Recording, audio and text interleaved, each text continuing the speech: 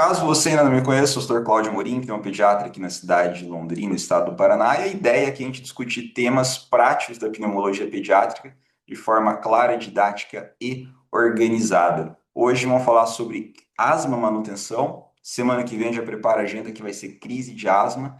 E aqui eu quero tentar trazer tópicos importantes. Então presta atenção que vai ser bastante informação. Caso se perca, depois vai ser meio difícil achar o fio da meada. Então fica atento. E antes de eu realmente começar a falar do assunto propriamente dito, eu quero fazer um agradecimento, porque na semana passada eu recebi feedbacks muito legais, muito bons a respeito da aula de diagnóstico diferencial do lactente sibilante. Fiquei bastante satisfeito. Muito obrigado também por vocês terem feito as postagens lá no Instagram, nos stories. Peço novamente, se vocês hoje puderem fazer durante a aula, postar lá depois e me marcar, vou ficar muito feliz porque me ajuda muito. E semana passada eu fiquei bastante satisfeito com o que vocês depois me falaram no pós-aula. Fiquei realmente muito feliz mesmo. Espero que hoje também a gente tenha essa mesma repercussão. Então, vamos lá então, galera. Qualquer dúvida, vocês fiquem à vontade para mandar no chat, ou se for o caso, vocês podem pegar e fazer aqui, ó, tem um botãozinho ali de reagir, reage, vai, levanta a mão, ou até se for o caso, abre o microfone e me pausa, porque se vocês não me pausarem, eu falo ininterruptamente. É isso que eu faço. Então me interrompam, beleza?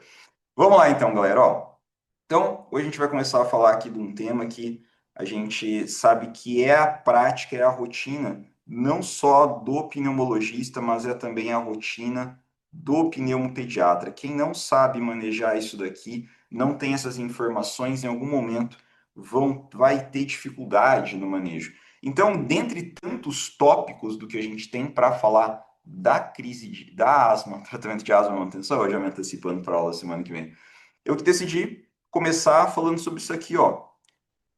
Quando iniciar o tratamento para asma, quando iniciar o tratamento e qual dose que eu vou usar do tal corticoide inalatório, que isso daqui também é uma dúvida bastante comum, porque realmente dá para entender no meio daquelas tabelas todas de step da Gina para que lado que a gente vai, tá? E aqui eu quero começar dizendo para vocês o seguinte: para a gente começar a entender quando iniciar a terapêutica nesse paciente aqui e com qual dose que a gente vai começar a fazer isso daqui, a gente tem que basicamente entender três pontos, três aspectos que são super importantes. O primeiro deles é a frequência dos sintomas. Então, frequência dos sintomas é o primeiro deles. Segundo daqui, que também é muito importante, é você saber se o paciente ele tem despertar noturno. Então, se ele acorda durante a noite por causa da asma. Isso daqui faz toda a diferença. Por quê? Porque o paciente que costuma ter sintomas de asma durante a noite é um paciente que tende a ter um pior desfecho. É um paciente Sí, está verde, hambre no quería mais decir. grave, tá? Então fiquem atentos com isso daqui, porque esse é o motivo pelo qual ele é um dos fatores considerados aqui. E outro ainda que a gente acaba tendo que considerar é a função pulmonar, que a gente acaba vendo principalmente através da espirometria. Veja, não é apenas a espirometria a forma de você fazer a avaliação da função pulmonar. Uma gasometria, por exemplo, ela é uma avaliação de função pulmonar. Mas aqui a gente vai acabar entendendo quando eu falar para vocês função pulmonar, entenda basicamente espirometria. Poderia falar da oscilometria de impulso, poderia falar da plethysmografia, mas aqui a ideia é que a gente lembre da espirometria. Agora veja, se a gente vai levar em consideração a espirometria, o primeiro ponto que eu quero que vocês também tenham em mente é que agora eu vou estar falando aqui dos pacientes com mais de 11 anos em um primeiro momento. Poderia falar que é o paciente aí a partir de 6 anos de idade. Apesar que tem muito marmanjo aí, barbado, que não consegue fazer espirometria. Não é um exame tão simples. O que dirá, às vezes, a criança, que também tem toda uma necessidade de você fazer espirometria de uma forma mais lúdica. Então, você vê função pulmonar na criança, acaba tendo aí um desafio enorme também. Então, vamos lá. Quando eu vou pensar aqui em relação à frequência dos sintomas, eu tenho que entender que esse paciente ele pode ter sintomas desde nenhum dia da semana até esse paciente aqui ter sintomas todos os dias da semana. E você deve concordar comigo que o paciente que tem sintomas todos os dias, ele vai precisar de uma abordagem diferente daquele paciente que quase não tem sintomas. E a gente sabe que quanto mais sintomas você tem no paciente com asma, maior é a carga medicamentosa que você vai precisar fazer nesse paciente aqui. Agora, quando você vai lá olhar a Gina ela vai fazer categorizações de tratamento conforme a idade.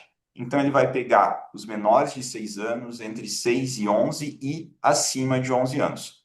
Cada um tem suas peculiaridades. E aqui, então, eu quero começar falando essa primeira parte da acima de 11 anos, que daí vai envolver os adolescentes e até mesmo o adulto. Quando a gente pega aqui, então, em relação à frequência do sintoma, nessa faixa etária aqui, ele entende que o paciente que é um paciente pouco sintomático é aquele paciente que vai ter sintomas até 3 vezes no dia, na semana, né? Então, ele vai ter sintoma um dia, dois, mas 3 vezes é aqui, ó, o intervalo aberto.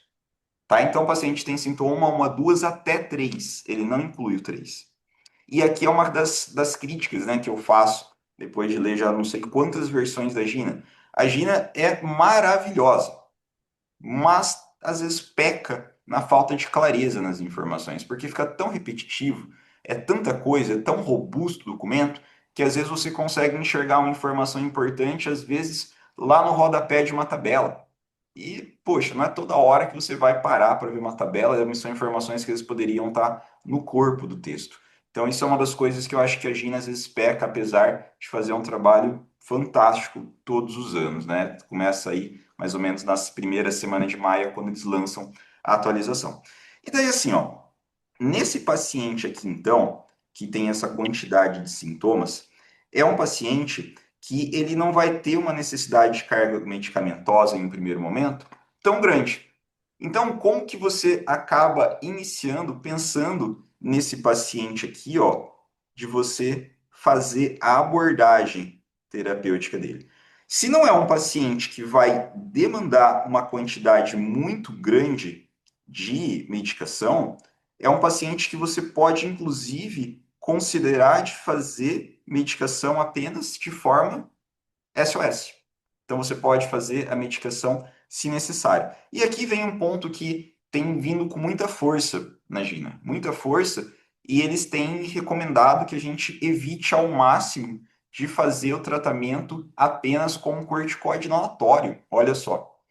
Quando você vai olhar lá as preferências, as opções terapêuticas, a preferida é que você comece com um corticoide inalatório mais um broncodilatador de longa ação. Essa é a principal. Agora, quando a gente adapta isso para a nossa realidade, a gente sabe que isso nem sempre é possível. Por questão financeira, por acesso à medicação. Então, é muito comum também que a gente faça mão, lance mão aqui desse paciente usando medicações isoladas, como, por exemplo, corticoide inalatório.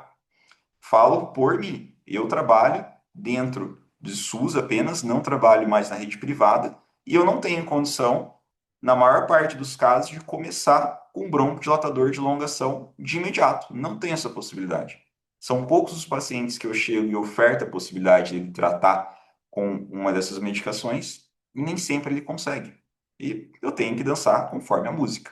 Então, uma forma, quando a gente adapta isso daqui, que acaba não sendo a opção preferida, mas é uma opção, é você fazer, se necessário aqui, o corticoide inalatório em dose baixa, mais o SABA, quando o paciente precisar. Então, o SABA, né, broncodilatador de curta ação, que aqui a gente vai dizer como sendo o salbutamol. Lá na Gina, quando vocês lerem, vocês vão encontrar albuterol. Onde vocês lerem albuterol, entenda-se salbutamol, tá? Acaba sendo uma coisa muito semelhante entre si. Agora, aqui a gente já começa com uma grande máxima. A gente não usa mais broncodilatador de curto isolado. Não usa. sempre que você prescrever o SABA, o salbutamol para o teu paciente, você tem que colocar um corticoide inalatório, mas aí tem algumas ressalvas. Por exemplo, nesse paciente aqui, ó, né, nessa primeira etapa, que é o paciente que tem sintomas até 2 vezes no dia, na semana, esse paciente aqui, quando você precisar fazer o salbutamol, você depois tem que fazer também o corticoide inalatório. E qual dose? A dose baixa para a idade. Quando a gente vai pensar aqui em relação ao corticoide inalatório, é importante a gente lembrar que a gente tem que levar em consideração a idade do paciente, porque o que é dose baixa para uma idade é dose alta para outra, e vice-versa. Então vai mudando. Você tem que levar em consideração qual é o corticoide que você está usando.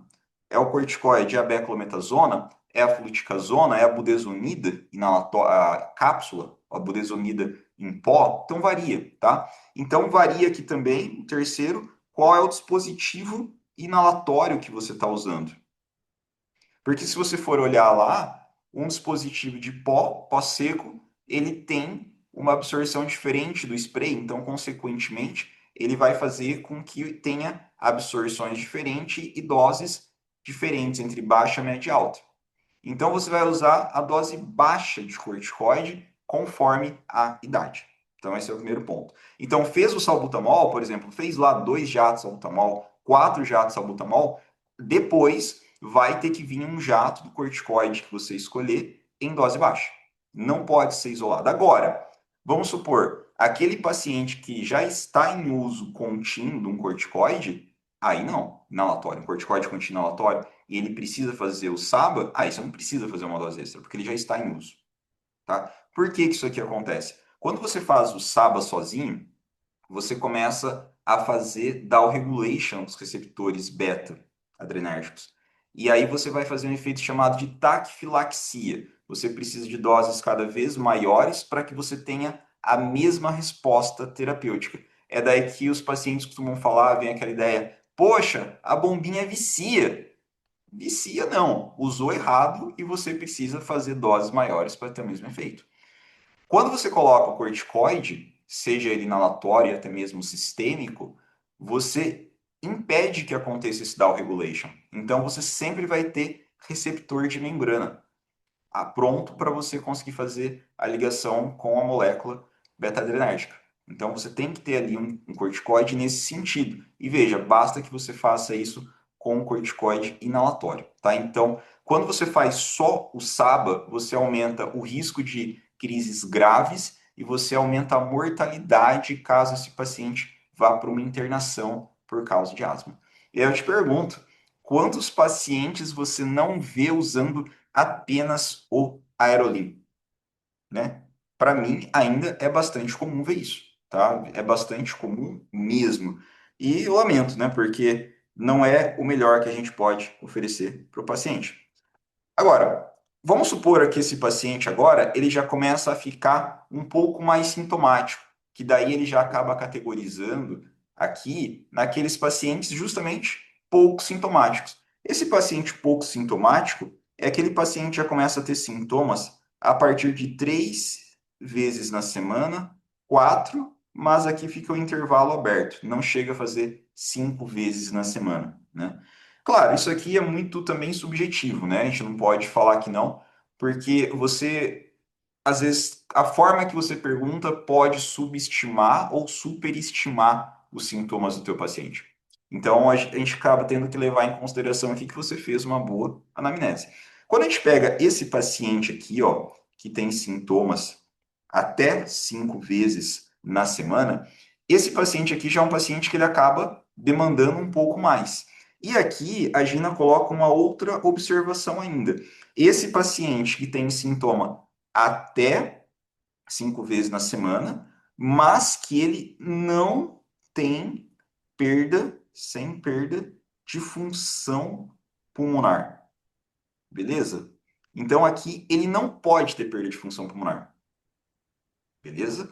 Porque se ele tiver perda de função pulmonar, a conversa vai mudar um pouquinho, eu vou comentar isso depois. Tá? Então aqui o paciente não tem perda de função pulmonar. Agora, vê como isso aqui é difícil. Vê como é difícil. E se você não tem uma avaliação de função pulmonar desse paciente? Você vai considerá-lo como sendo um paciente que precisa de mais carga medicamentosa ou de menos carga medicamentosa? Isso já fica uma primeira reflexão, tá? Carol perguntou aqui, existe algum mecanismo que seria possível reverter esse quadro de down regulation? O próprio corticoide, Carol. O próprio corticoide, ele já reverte. Ele não só impede, mas ele reverte. A reversibilidade desse mecanismo de down regulation, no entanto, ele é um pouco mais lento.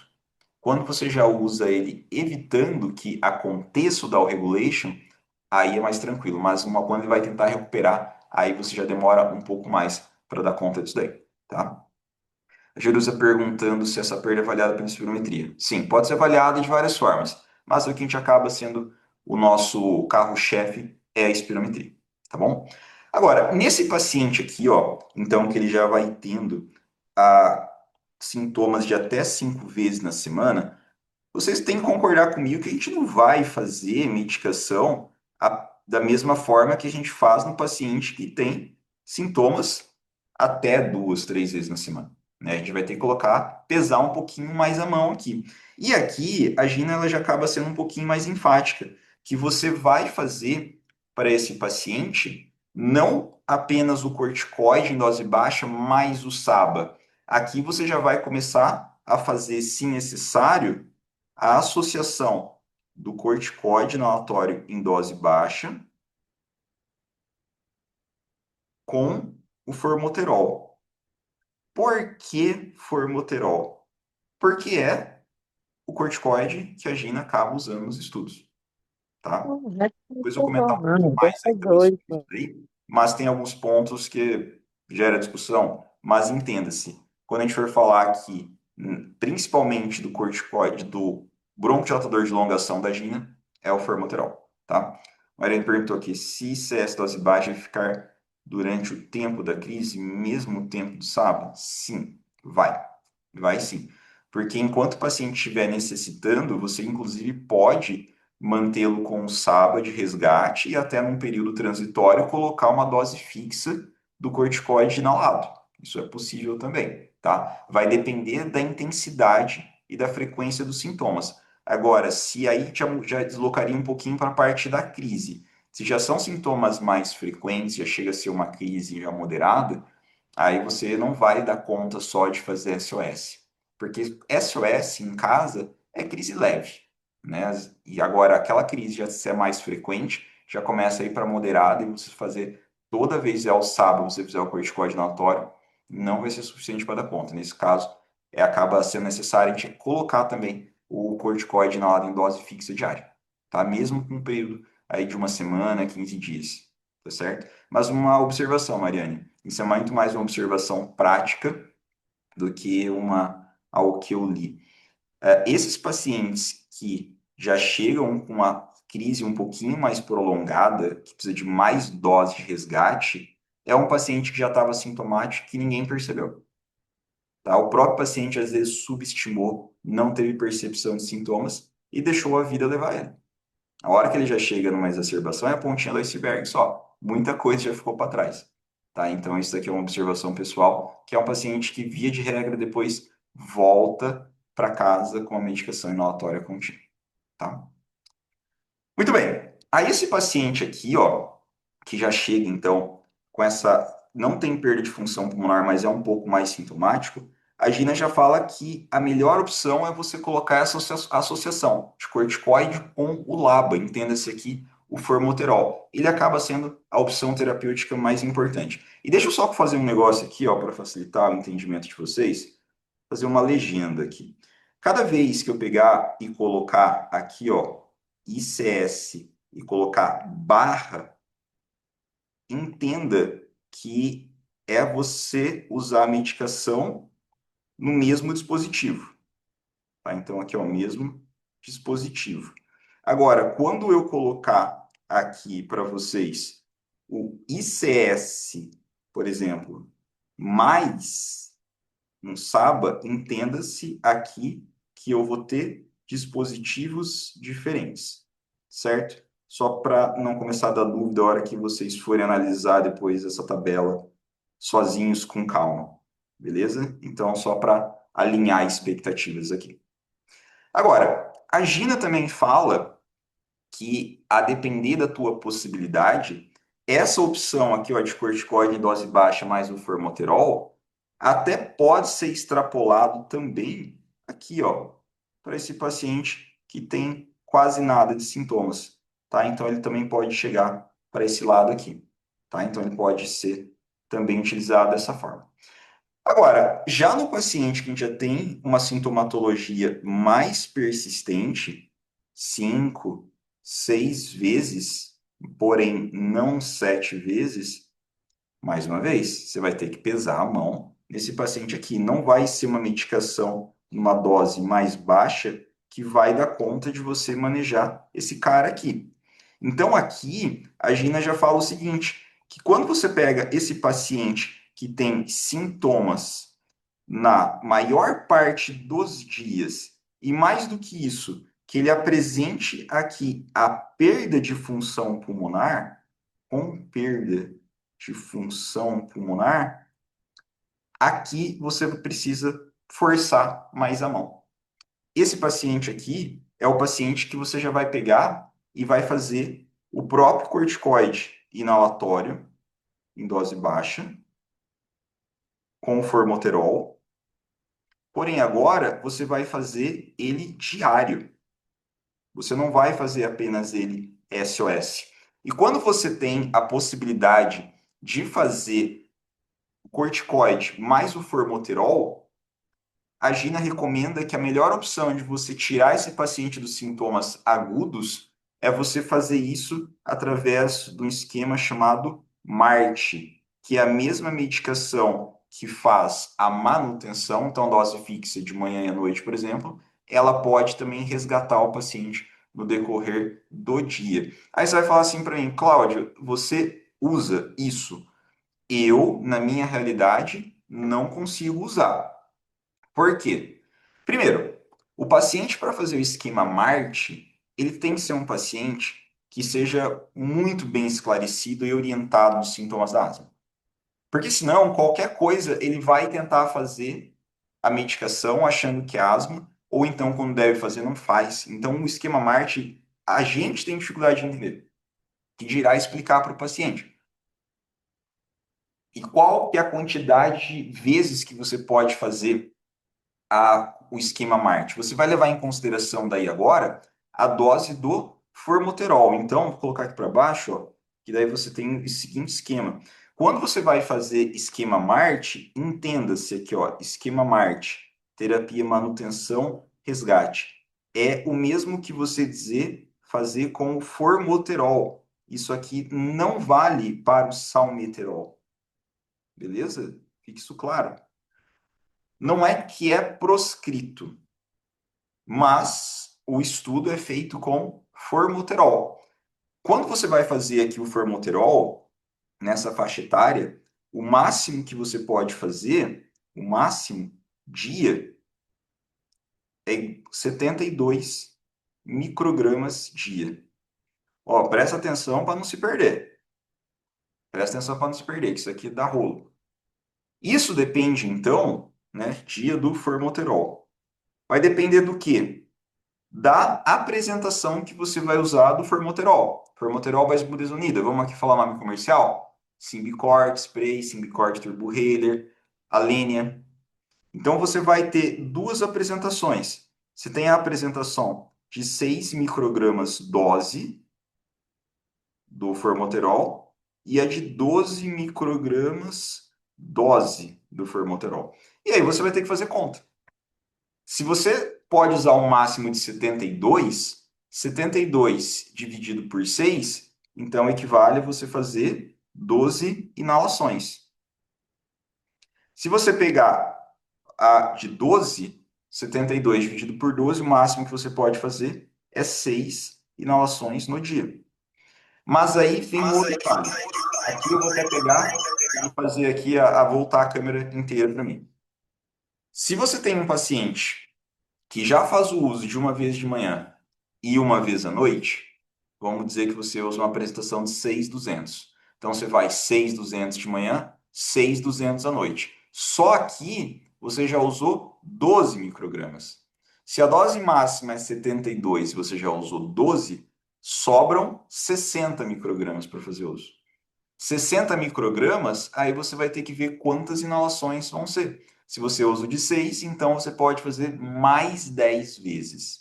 Entendeu? O mesmo raciocínio vale aí para você fazer também com o de 12. Mas aí tem uma outra treta, que é a seguinte: a Gina, quando ela foi estudar, ela estudou principalmente a apresentação de 6.200, galera. Apresentação de 6.200. O de 12.400, eles falam que não deve ser usado de rotina para fazer o esquema Marte.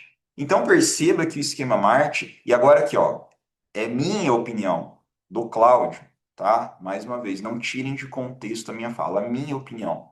O esquema Marte não é para todo mundo. São pacientes seletos com medicação seleta. Não é uma medicação que você, um esquema que você consegue ter sucesso para todo mundo. Então você acaba não tendo como fugir de fazer o SABA.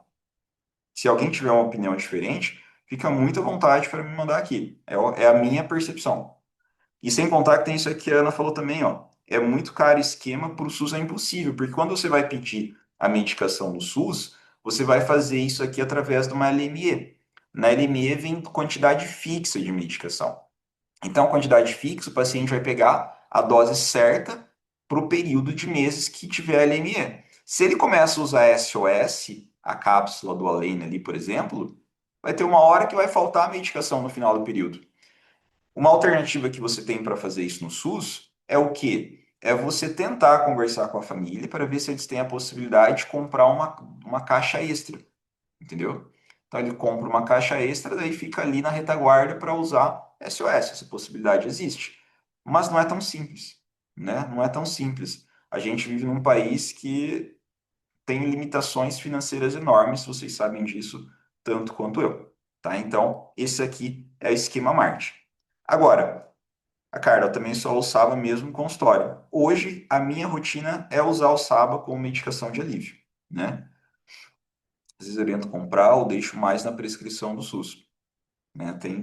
É uma questão da gente alinhar a expectativa com o paciente, né, galera? Eu acho que tipo, deve, né?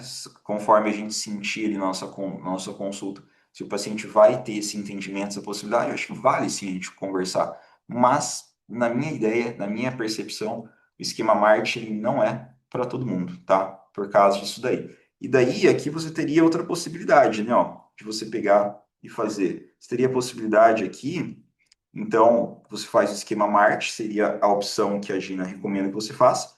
Mas a outra opção é que você faça o corticoide em dose baixa, associado com um LABA. Ele não especifica qual é o LABA, mas o SABA, o salbutamol, para resgatar, se necessário.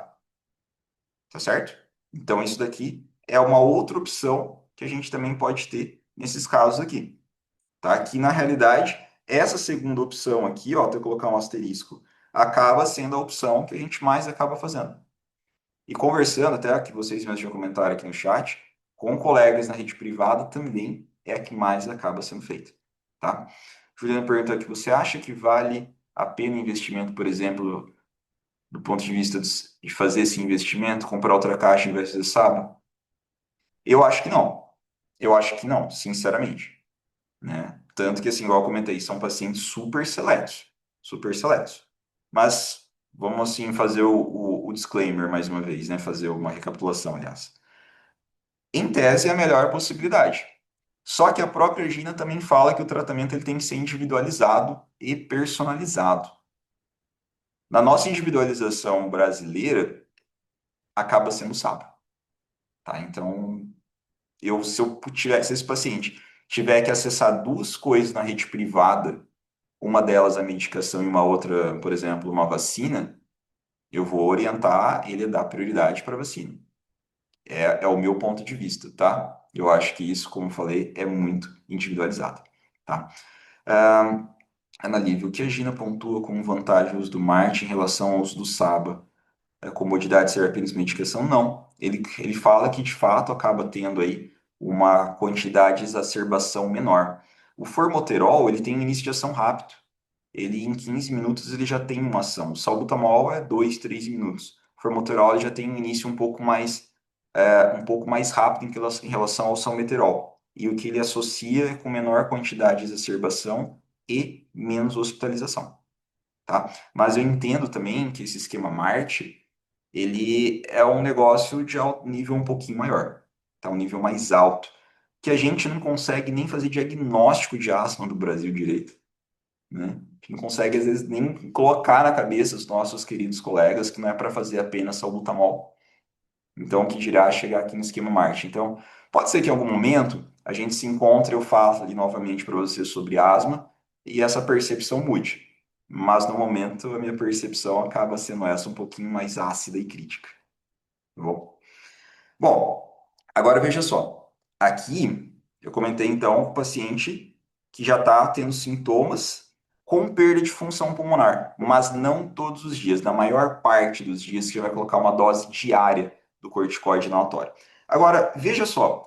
Quando você vai fazer aqui, observar esse paciente, que está aqui marcado em amarelo, e eu acho que até assim marcando em cores fica visualmente mais fácil até de entender. O paciente que vai para você no pronto-socorro em crise de asma, ele vai se enquadrar nessa categoria aqui em amarelo. É o paciente que já vai entrar aqui nesse step, tá? Nesse daqui, ou em alguns casos até no step mais alto, que eu acho que é até o melhor, que você já coloca não numa dose baixa, mas uma dose média de corticoide. O paciente, vamos falar assim, o recado que seria o mais importante. O paciente que chega em crise no PA e ele não está em uso de medicação, a melhor indicação é você colocar um beta 2 de longa nesse paciente. A melhor indicação, certo? Isso daqui certamente vai ser muito melhor sob o ponto de vista de broncodilatação, mas também sob o ponto de vista de anti-inflamação. Porque esse paciente que agudizou, ele vai precisar muito desses dois componentes. Agora, você vai falar, pô, Cláudio, eu não tenho acesso rápido ao broncodilatador de longa. Melhor do que nada, prescreva corticoide inalatório sozinho, mas não deixa de prescrever. Não deixa de prescrever. Mas a gente tem que tentar, aqui nesse caso, dar prioridade para o beta 2 de longa, tá? Acaba sendo um resultado muito, muito, muito, muito melhor, tá? Na semana que vem, vou comentar disso, porque uma outra pergunta é em que momento que eu começo essa medicação no paciente? Mas eu não vou responder essa pergunta agora, só vou responder ela na semana que vem. Agora, vamos pensar aqui em um outro paciente que ele já tenha, por exemplo, sintomas que são todos os dias, todos os 7 dias da semana. Então, tem sintoma de segunda a segunda. Esse paciente aqui, mais uma vez, você vai ter que pesar a mão, galera. Esse paciente não dá para você ficar negligenciando ele. Então, esse paciente que tenha sintomas diários ou também tenham perda de função pulmonar, com perda de função pulmonar, é um paciente que também precisa de uma quantidade medicamentosa maior, beleza? E aqui o que a gente entende para fazer de carga medicamentosa maior aqui, ó. Então vai pegar toda essa extensão aqui. Aqui a gente pode lançar mão de fazer então o corticoide inalatório em dose diária, já em dose média, associado ao formoterol. E se você fizer isso daqui, lembra lá, você pode fazer o esquema MART, se você quiser. Tá nessa possibilidade. Agora, não consigo, qual que é a outra possibilidade? Ou é você fazer o corticoide diário em dose média, associado aqui a um LABA, pode ser inclusive formoterol, pode ser o salmeterol, mais o SABA, se necessário. Certo? É isso aqui que você acaba fazendo nesse paciente. Reduzir aqui o esquema. Dica: sempre que possível, no paciente que exacerba, coloca ele nessa categorização aqui, ó, de dose média. Tá? O paciente que exacerba. Tenta colocar ele nessa parte aqui. Aí eu faço a provocação para vocês. Faço a provocação para vocês. Aqui eu estou falando de perda de função pulmonar, perda de função pulmonar. E se o paciente não tiver um dado de função pulmonar, vocês vão categorizá-lo como? Diz aí para mim. Como que vocês fariam? Quando vocês falam, toma água. Boca seca aqui.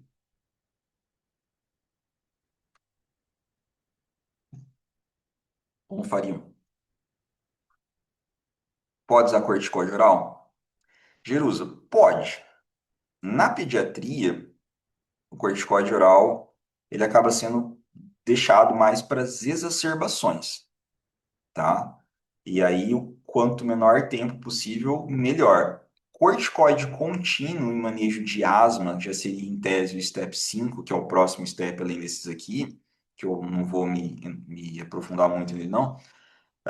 Na pediatria eu nunca vi, né? O efeito colateral no corticoide sistêmico contínuo é muito grande, né? A criança ela acaba tendo muito efeito adverso por causa desse corticoide, né? Então você acaba deixando assim na última da última da última.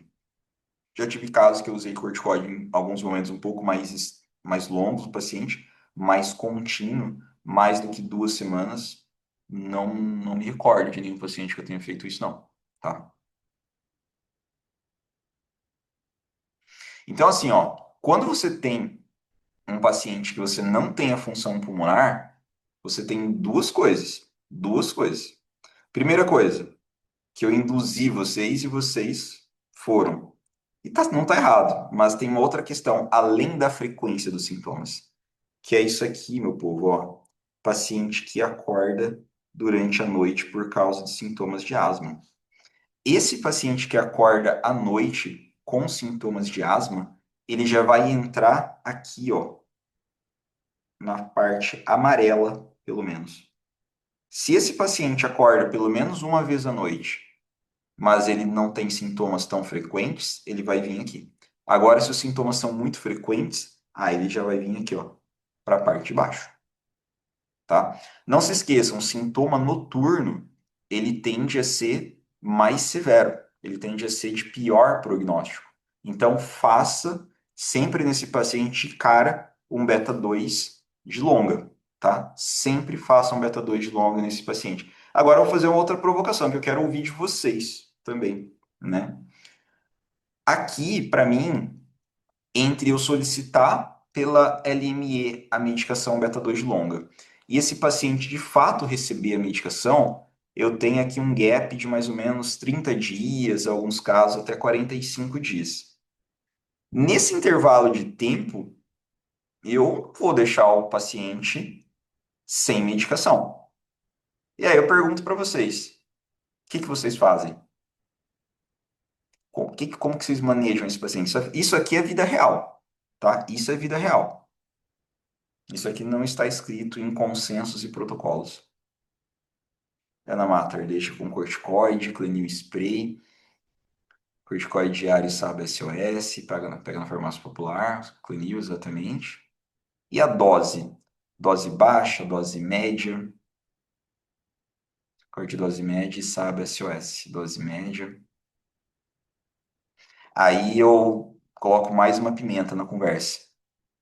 Inicialmente, no paciente que não é tão sintomático, dose média, mas no paciente mais sintomático, aí eu começo com dose alta de corticoide inalatório. E explico isso para o pai e para a mãe e falo, ó, é um período curto, chegando tal medicação, a senhora para essa daqui e continua só com a medicação nova, tá? É a mesma coisa.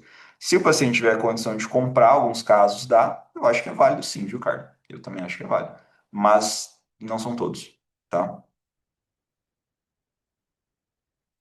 Se for emergência, pode fazer isso também, lançar a mão desse raciocínio também, com certeza. É aquela coisa, na emergência, meu, não perca a oportunidade de você tratar o paciente. Não perca.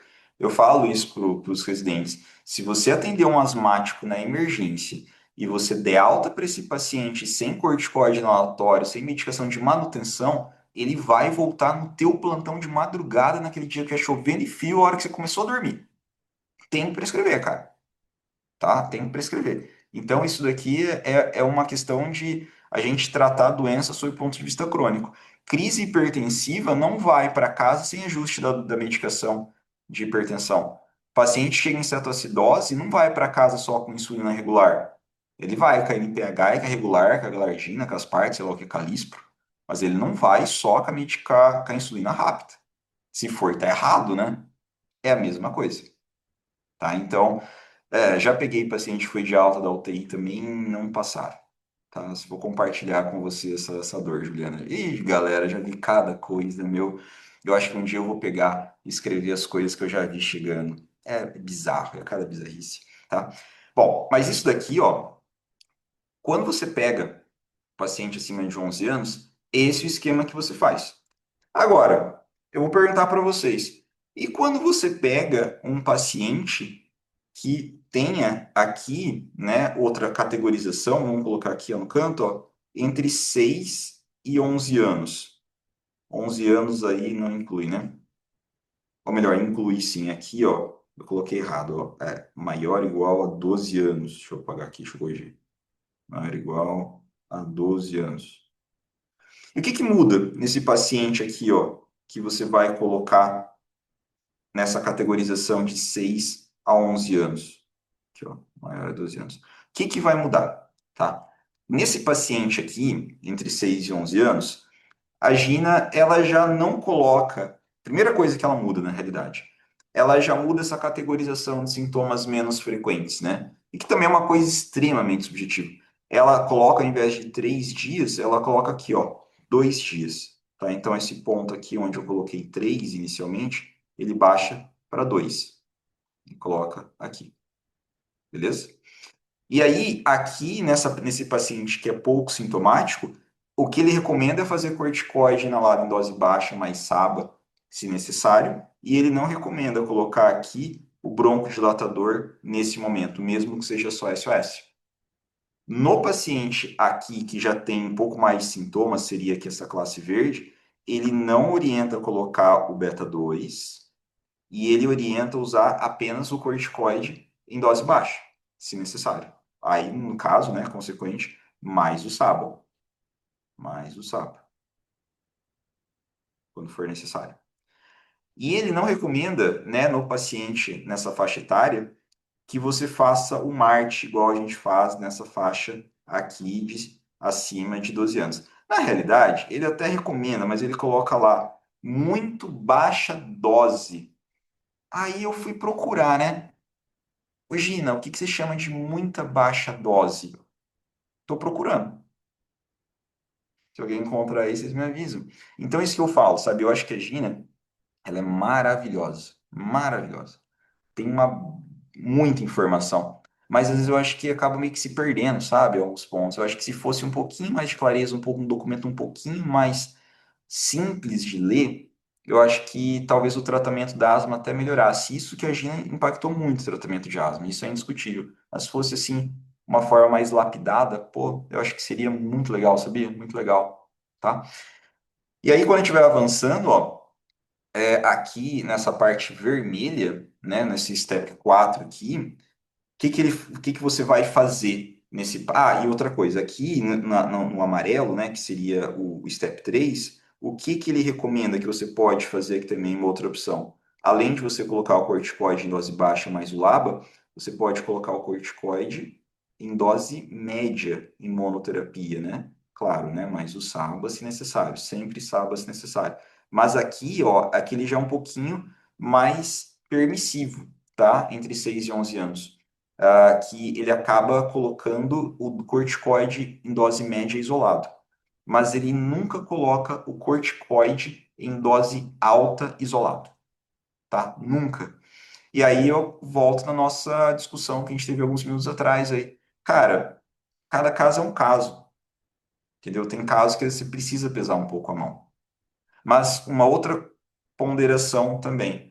Cada vez que a gente vai olhando ali a evolução da Gina, você vai percebendo que a categorização das doses, elas vão mudando, que antes era considerada uma dose média, agora estão considerando dose alta. Então, cada vez mais eles estão segurando a quantidade de corticoide que está sendo dado.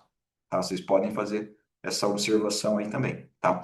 Agora, quando você pega aqui, já no step 4, que é o que está em vermelho, mais uma vez, ele tira aqui o esquema Marte, né? Tira aqui o esquema Marte, e ele vai fazer só a dose média agora do corticoide mais o LABA associado. É isso basicamente que muda. Agora eu quero mais uma vez provocá-los, que eu quero realmente ouvir de vocês. Com que idade vocês começam a fazer o beta 2 de longa, o LABA? Fala aí.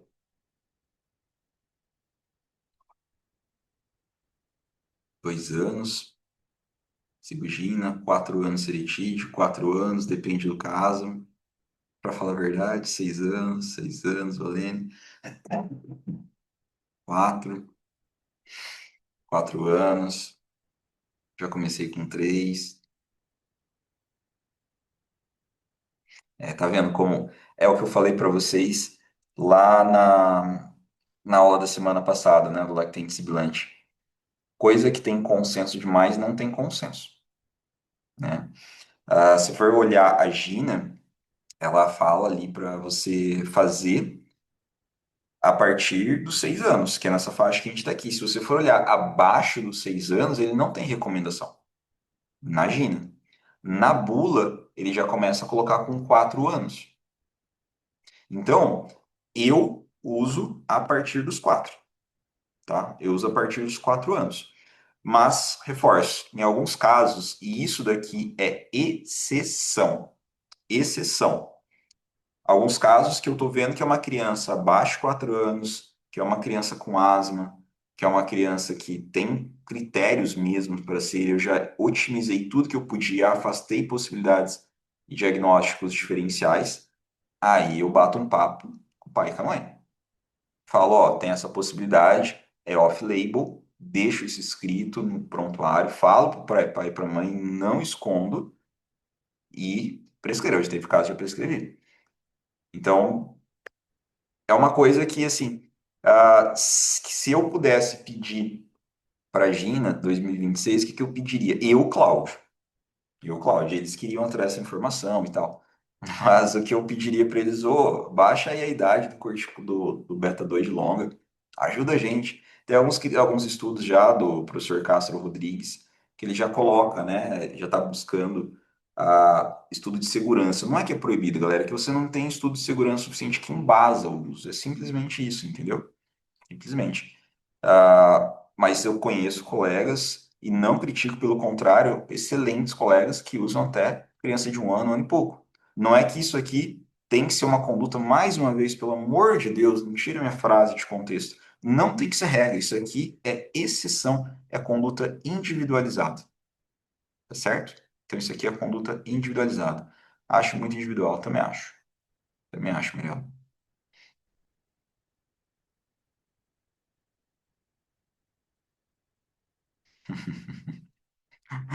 É, Juliano, é assim. Não, eu não julgo ninguém não, Mirella. Pode ficar tranquilo. Acho que estamos numa conversa, tá? Sulfato de magnésio, a gente vai conversar dele semana que vem, que vai dar umas treta também. Mas já fiz Marte. Em criança em 4 anos. Então, é aquilo lá, né? Entre 6 e 11 anos ele fala, né, que você pode usar muito baixa dose. Mas eu acho que o especialista, ele tem um pouco, né, de uma licença poética de tentar. É o especialista, cara. Entendeu? E eu acho que a grande questão é que isso esteja registrado, esteja conversado com o pai e com a mãe. E eu tenho comigo que isso, em pouco tempo, isso vai mudar, tá? Tem realmente essa esperança, né? Porque isso vai facilitar muito, né? Igual que a gente conversou semana passada, a hora que você vai tratar um paciente com um sibilante recorrente, você acaba ficando muito refém, né, de poucas medicações. E não é que não a questão é que você não tem estudo de segurança em grande escala que faça, que possibilite isso, tá? Mas há centros grandes que fazem e dá muito certo, tá? Então, tem que ser individualizado. Beleza, galera? Então, o outro recado aqui que eu quero deixar para vocês aqui, né, para a gente entrar aqui na nossa retíssima final do manejo do que alguns pontos que eu acho que são os mais importantes do manejo aqui da crise de asma. É isso daqui, porque eu ainda vejo com frequência, que é o seguinte, galera, é você prescrever apenas salbutamol isolado. Então, não recomendado usar SABA isolado. Então, usar apenas o salbutamol, tá? SABA isolado. Não façam isso. Se vocês já saírem daqui com a ideia e me ajudar nessa informação aí de que você tá lá no PS, o paciente teve crise de asma, não usa medicação e você prescreveu uma medicação ali para ele ir embora para casa de uso contínuo, ó, eu vou ganhar a semana, tá? A semana. Antileucotrieno, boa pergunta. O antileucotrieno, ele tem algumas indicações assim áureas, né? É aquele paciente que tem asma associada com rinite, pode ser uma opção. É o paciente que às vezes tem sintoma de esforço, tá? Então, tem paciente que eu vejo que responde demais e tem paciente que não responde nada. Eu tenho uma paciente com asma grave que faz uso de dupilumab. E ali, a hora que eu fui fazendo o step down, que ela controlou com o dup, fui baixando, baixando, aí eu ranquei o montelukast. Ela descontrolou. A hora que eu tirei o montelukast, sabe? E tinha tirado o tiotrópio, foi bom, foi bem. A hora que eu tirei o montelukast, descontrolou. A hora que eu coloquei de novo, ela controlou. Então, quer dizer, é um paciente que responde. Como é que eu vou tirar de um paciente desse? Agora, o que a gente não pode deixar também de lembrar são os efeitos colaterais, né? Dos efeitos colaterais do Montelukast, alteração neuropsicogênica, psiquiátrica, né? Tem alguns estudos que falam aí que aumenta a ideação suicida, né? Então, tem tudo isso aí também. Às vezes um paciente pega um paciente com um transtorno de espectro autista, como é que, né, você fica naquela, né? Fazer ou não fazer o antileucotrieno nesse caso? Na irritabilidade também pode acontecer, agitação durante o sono, tudo isso pode acontecer. Então, mais uma vez, é você ser individualizado no teu tratamento e conversar, cara. Eu acho que a gente tem que conversar. Eu acho que a gente tem perdido muito essa prática, né, de conversar com os pais, né? Então, eu acho que isso é uma coisa importante, a gente não pode fazer, tá certo? Então, isso a gente tem que fazer porque isso fortalece a relação, o vínculo, né? E às vezes até quando a gente faz isso e usa um tempinho com isso, tem muitos colegas que criticam a gente, né? Mas não percam isso. Isso é de fato a medicina, você conversar, você se relacionar com o paciente, se relacionar com os cuidadores e pais. Isso muda totalmente o jogo, tá? Então, ó, faz um favorzinho aí para mim, vai, tira um print aí dessa tela aí, grava. Eu vou mandar, tá? Eu vou fazer um print disso aqui e mando lá no grupo também para vocês. E daí, por gentileza, tá? Ajuda eu. Pega, compartilha nos stories de vocês, que vai me ajudar bastante. Beleza, galera? Quero ver se vocês têm mais algum ponto para considerar, que eu vou dar um último aviso. Diferença do spray para o Turbo Healer? Sim, o Turbo Healer, Mariane, ele é uma medicação excelente. Inclusive, o corticoide inalatório que você melhor deposição tem é o pós-seco do Turbo Healer, tá? Deposita muito bem. A conformação estrutural da molécula é muito bonita, né? Então dá para entender por quê. Agora, o Turbo Healer, ele exige que o paciente ele tenha uma habilidade técnica cognitiva para ele fazer isso. E tem pacientes que não têm essa habilidade. Quer ver um outro exemplo? Aí que eu vou até só extrapolar um pouquinho para exemplificar. Tem paciente idoso que não consegue usar, que tem que usar o spray com espaçador e máscara. Na criança, é mais ou menos a mesma coisa. A criança muito pequena, muitas vezes não tem habilidade. O Turbo Healer, ele é um dispositivo de pó seco de alta resistência. O Alenia, o Aerolyzer, o Aerocaps, ele é um dispositivo de pó seco de baixa resistência. Se você comparar o Aerocaps e você inalar e comparar com o Turbo Healer, o Turbo Healer vai ter maior deposição. No entanto, ele tem uma resistência maior. Sinceramente, eu não uso tanto o Turbo Railer porque eu não tenho ele disponível. Se eu tivesse, eu usaria mais o Turbo Railer. Eu acho ele excelente, excelente. Por quê? A Betina está falando, é o meu preferido acima de 10 anos. Sabe uma coisa que é muito legal do Turbo Railer? É que você consegue levar só o dispositivo. O aerocaps, você tem que levar o aerocaps mais as cápsulas. Isso baixa a adesão do paciente. Você pega um adolescente, por exemplo, que tem vergonha de usar a medicação, ele vai ter que pegar, tirar ali a cápsula ou do potinho ou da cartela, abrir e usar. O Turbo Healer é muito mais prático, entendeu? No mundo ideal, inclusive, você pode pegar e você deve, né, oferecer ao paciente todos os dispositivos e ver qual que ele se adapta melhor, qual que ele se afeiçoa mais. Porque isso aqui vai fazer, inclusive, que ele tenha uma maior adesão ao seu tratamento, tá? O Turbo Healer varia. Em tese, Juliana, dá para você usar a partir dos 6 anos de idade, tá? Em tese, a partir dos 6 anos. Mas vai depender da habilidade também do teu paciente. Vai depender da habilidade do teu paciente. É individualizado. Não, no SUS já teve uma época que teve, que é o pó inalante. A cápsula inalante é o Aerocaps e o pó inalante é o Turbo Raider.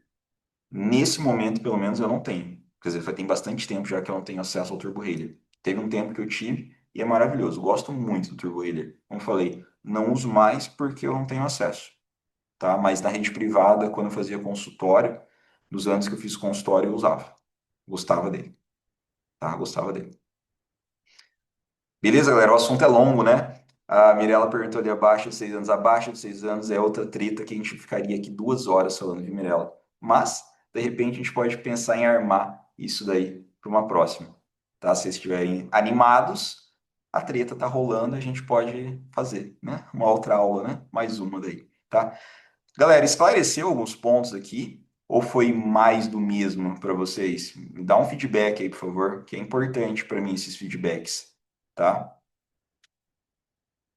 Os menores de 6 anos, ótimo. Maravilhoso, muito obrigado, Juliana. Amei. Ainda mais o cara ficou falando com a mão, né? Isso aí que eu tô fazendo de esse framework que eu faço aqui é o que eu faço no dia a dia. Mas eu falo com a mão, vou escrevendo tudo. Sou muito visual, preciso, né? Aula fantástica, excelente. Legal, galera. Muito bom. Fico feliz de saber isso. Tá? Obrigado aí pelos elogios. Por favor, tá? Me ajuda, posta lá nas redes sociais de vocês. E vou finalizar aqui mais uma vez, não deixando de falar, não posso deixar de falar. Afinal de contas, faz parte também aqui do meu trabalho falar para vocês da Black Friday da semana que vem, daqui 2 semanas, na realidade, né? 2 semanas não, dia 28, né? Daqui 11 dias. Galera, entra lá, depois a gente pode mandar no grupo em relação a essa questão da Black Friday. É um negócio irrisório, tá? E que eu tenho certeza vai contribuir muito no dia a dia do pediatra. Entrem lá nesse grupo da Black também. É pensado num produto que eu queria que tivesse de verdade quando eu acabei e fui para o mercado de trabalho. Então, peço para vocês passarem também para os colegas pediatras que vai ser oferta única de Black Friday mesmo, preço sensacional e não vai repetir. O que eu falo, eu me comprometo e eu cumpro, não vai repetir, tá? Então, é um negócio super bom. Fica atento, porque vocês que estão aqui são pessoas que demonstram interesse, vocês vão saber em primeira mão. Combinado? Beleza, galera? Em busca do RQ. Vamos então, Juliana. Super possível, vai ser um divisor de águas para você. Ainda não apareceu nada, Leonardo, tá? Pode aguardar, porque assim, os grupos nossos é um acordo meu e do time. Não ficar enchendo o saco. Não tem que ficar enchendo o saco, cara. Todo mundo tem zilhares de coisas pra fazer o dia a dia e ficar pegando aqueles grupos de WhatsApp chato, que fica todo mundo que fica o administrador manda mensagem o tempo todo. Não, isso daí não vai acontecer, tá? Isso não vai acontecer. Por exemplo, no grupo das aulas semanais, pode reparar, a gente manda mensagem em dois momentos, anunciando a live com o link do Zoom e depois a hora que a gente solta o link da aula no YouTube. São os dois momentos que a gente solta, tá? Já teve uma mensagem lá convidando o pessoal para Black, mas repara, não é uma mensagem que a gente, não é grupo que a gente fica mandando mensagem o tempo todo. Não tem que ser assim, é chato.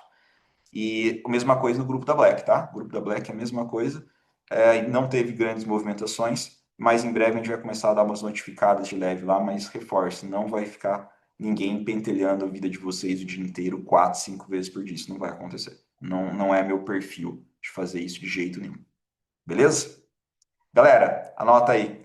Quarta-feira que vem, 19h30, encontro marcado sobre crise de asma. Eu vou deixar aberto depois uma caixinha lá nos stories, lá no Instagram, perguntando o que você gostaria de ouvir sobre crise de asma. Por gentileza, vai lá, manda lá para mim, porque além de vocês facilitarem do que eu vou falar, também vai esclarecer a dúvida que pode ser de muita gente. Combinado? Muito obrigado por vocês terem ficado por aqui. Realmente muito feliz que tenha dado aqui, ó, chegamos num pico de 45 pessoas. Fico muito satisfeito mesmo. Beleza, galera? Fiquem com Deus. Uma ótima noite para vocês. Um grande abraço e até semana que vem.